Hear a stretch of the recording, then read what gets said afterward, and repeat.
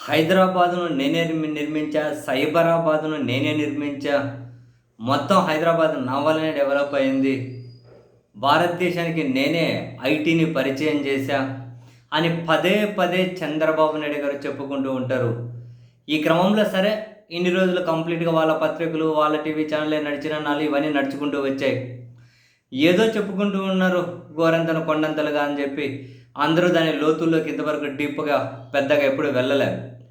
ఎప్పుడైతే జగన్మోహన్ రెడ్డి గారు తాజాగా మీడియా సమావేశంలో క్రెడిట్ చోరీలో చంద్రబాబు నాయుడు గారు నంబర్ 1 అని, ఆయనకు సంబంధం లేని విషయాలను కూడా తనవిగా గొప్పగా ప్రచారం చేసుకుంటారని, ఇప్పుడు హైదరాబాదు, సైబరాబాదు డెవలప్‌మెంట్ అని, ఏదో ఇంకా ఐటీ డెవలప్‌మెంట్ అని చెప్పి తనే చెప్పుకుంటూ ఉంటారని, హైదరాబాద్‌లో తాను కట్టింది 1,40,000 చదరపు అడుగుల్లో ఒక హైటెక్ సిటీ తప్ప, అది కూడా నేదురుమల్లి జనార్దన్ రెడ్డి గారు పునాది రాయి వేస్తే దాన్ని చంద్రబాబు నాయుడు గారు కట్టారు. అది తప్ప ఆయన పాత్ర ఏముందని, అక్కడ అంతర్జాతీయ విమానాశ్రయం అయినా, ఔటర్ రింగ్ రోడ్ అయినా, పివి నరసింహారావు ఎక్స్‌ప్రెస్ వే అయినా, మిగిలిన డెవలప్‌మెంట్ అయినా 2004 తర్వాతనే కదా ఇవన్నీ స్టార్ట్ అయ్యాయి. పనులు అప్పుడే నిర్ణయాలు అప్పుడే తీసుకున్నారు, పనులు అప్పుడే మొదలెట్టారు, షార్ట్ టైంలోనే పూర్తి చేసుకుంటూ వచ్చారు అని చెప్పి జగన్మోహన్ రెడ్డి గారు మాట్లాడిన తర్వాత మళ్ళీ హైదరాబాదుకు ఐటీ, భారతదేశానికి ఐటీ, ఐటీ ఎక్స్‌పోర్ట్స్ ఎప్పుడు ఏం కథ ఎట్లా ఉంది అనే లెక్కలతో సహా సోషల్ మీడియాలో చర్చ జరుగుతూ ఉంది. వాస్తవానికి పచ్చి నిజాలేంటి? భారతదేశంలో ఐటీ ఎక్స్‌పోర్ట్స్ 1980లోనే స్టార్ట్ అయ్యాయని అది నిజం. ఎందుకు మీకు హైదరాబాద్ అమీర్పేట పరిచయం ఉంటే ఆ మైత్రివనంలో software technology park of India అని ఉంటుంది. అంటే సాఫ్ట్‌వేర్ ఎగుమతులు దానికోసమే దాన్ని యాక్చువల్‌గా అది స్టార్ట్ అయింది. Software technology park of India అంటారు, ఎస్‌టిపిఐ. అది 1986లోనే అది స్టార్ట్ అయింది. 1986లోనే. ఐటీ ఎక్స్‌పోర్ట్స్ 80 నుంచే ఉన్నాయి. బట్ ఎప్పుడైతే 1991లో ఆర్థిక సంస్కరణలు భారతదేశంలో వచ్చాయో, ఆర్థిక సంస్కరణలు 91లోనే కదా జరిగింది. అప్పటి నుంచి ఐటీ వేగం అనేది పుంజుకుంది. ఐటీ వేగం అండ్ ఆ తర్వాత కూడా ప్రపంచవ్యాప్తంగా కూడా ఐటీలో గణనీయమైన మార్పులు రావడం, భారతదేశం అందిపుచ్చుకోవడం అండ్ హైదరాబాద్ కూడా అందులో వాటా రావడం అనేది స్టార్ట్ అయింది.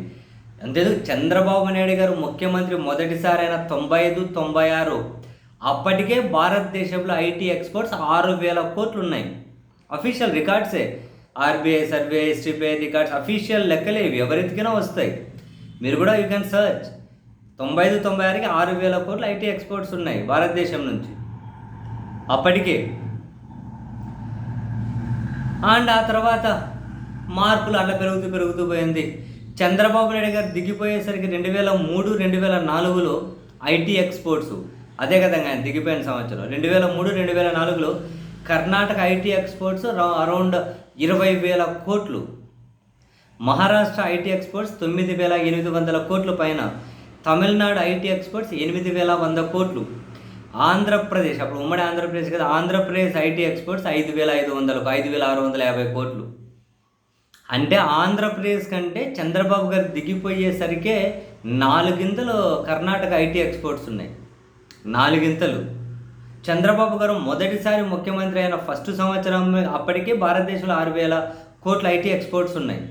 ఏ విధంగా చూసుకున్నా అంటే ఇప్పుడు చంద్రబాబు గారు దిగిపోయేసరికి ఐటీ ఎక్స్‌పోర్ట్స్ 5,650 కోట్లు. అదే 2008, 9 వచ్చేసరికి 32,500 కోట్లు. 2013, 14 వచ్చేసరికి 57,000 కోట్లు. ఇప్పటికి 2,00,000 కోట్లకు వచ్చింది. అంటే ఎంత గణనీయమైన మార్పు, ఎంత గణనీయమైన పెరుగుదల. చంద్రబాబు గారి కంటే 4 ఉన్న కర్ణాటకలో కూడా ఎవరు ఇంతగానో క్రెడిట్ నా గొప్పతనం నేను ఎవరు చెప్పుకోలేదు. అక్కడ ఎస్ఎం కృష్ణ గారి గురించి గొప్పగా మాట్లాడుకుంటారేమో, కానీ ఇంతగానం నేనే చేశాను, నేనే బెంగళూరుని కట్టాను, నేనే బెంగళూరు నిర్మించాను, నేనే పుణేని కట్టాను, నేనే ముంబై కట్టాను చెప్పి అట్లా ఎవరు చెప్పుకోలే. ఇంతకుమించి 4 టైమ్స్ ఉన్నా కూడా ఇప్పటికీ కూడా కర్ణాటకే టాపు, మహారాష్ట్రనే టాప్ ఉంటాయి. ఆయన వాళ్ళు కానీ ఎప్పుడు చెప్పుకున్నారు? ఎప్పుడు చెప్పుకోలే. సో ఈ లెక్కలన్నీ ఇప్పుడు డిస్కషన్ జరుగుతుంది. మరి చంద్రబాబు నాయుడు గారి పాత్ర ఏంటి? జగన్మోహన్ రెడ్డి గారు చెప్పినట్టు ఒక బిల్డింగ్ కట్టారు అన్న తర్వాత ఈ లెక్కలన్నీ ఇవన్నీ అఫీషియల్ లెక్కలు ఇవి. 2003, 4లో 5,500 కోట్లు ఆంధ్రప్రదేశ్ ఉంటే కర్ణాటక 20,000 కోట్లు ఉంది. 4 సంవత్సరాలు తిరిగేసరికి ఆంధ్రప్రదేశ్‌లో గణనీయమైన అభివృద్ధి 32,500 కోట్లు. తర్వాత 13, 14 వచ్చేసరికి మరి 57,000 కోట్లు. ఇదంతా ఎవరిది? ఎవరి గొప్పతనం ఇదంతా? తర్వాత పాలకులు ఎవరు చెప్పుకోలే. ఇది నా వల్లే, ఇది నా వల్లేనని. అని చెప్పి నెట్టింట అయితే పెద్ద ఎత్తున చర్చ జరుగుతూ ఉంది. ఇప్పుడు ఏమైనా నిజాలు దాచిపెడితే దాగేటివి కాదు. ఇప్పుడు నిజాలను ఖచ్చితంగా దాచిపెట్టలేము. But it's fact. మరి ఐటీని దేశానికి పరిచయం చేశా, ఇవన్నీ కూడా తనను తాను ప్రమోట్ చేసుకునేకి పనికొస్తాయి, కానీ వాస్తవం కాదు అన్నది ఒక నిమిషం టైం స్పెండ్ చేసిన ఎవరికైనా కూడా అర్థమవుతుంది.